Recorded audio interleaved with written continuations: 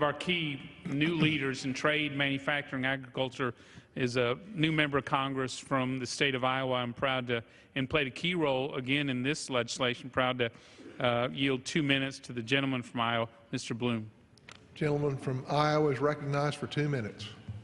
First, I want to thank Chairman Brady, Ranking Member Levin, the rest of the House Committee on Ways and Means, and my colleagues on both sides of the aisle who joined in co-sponsoring this important legislation, H.R. 4923, the American Manufacturing Competitiveness Act of 2016. I also want to thank my colleague from North Carolina, Mr. Walker, for his leadership in educating our freshman class about this issue.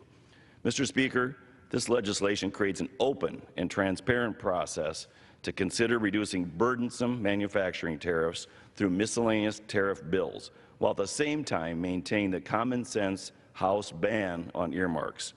Without this legislation, American manufacturers will continue to pay high tariffs on essential raw materials that have no domestic source. This undermines these manufacturers' competitiveness with foreign manufacturers and damages their ability to create manufacturing jobs here in America. Mr. Speaker, our economy has been limping along for quite some time now.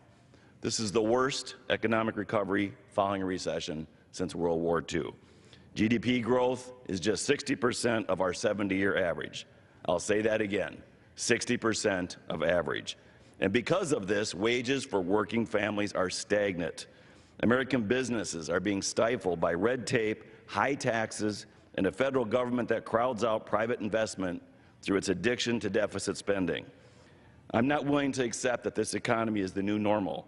We can do far better, Mr. Speaker. We need to make America the best place in the world to do business. I believe that by instituting pro-growth policies, we can get wages for Americans moving up again and encourage businesses to invest in growing here instead of going overseas. This bipartisan legislation is a concrete, direct example of something Congress can do immediately to make American manufacturing more competitive. Helping our manufacturers create good-paying jobs for American workers instead of moving them overseas should not be a partisan issue. I look forward to seeing this bill move through Congress and will continue to be a voice for workers and manufacturers in Iowa and across the country so we can reignite our economy, raise wages for working families, and once again make America the best place in the world to do business. Thank you, and I yield back.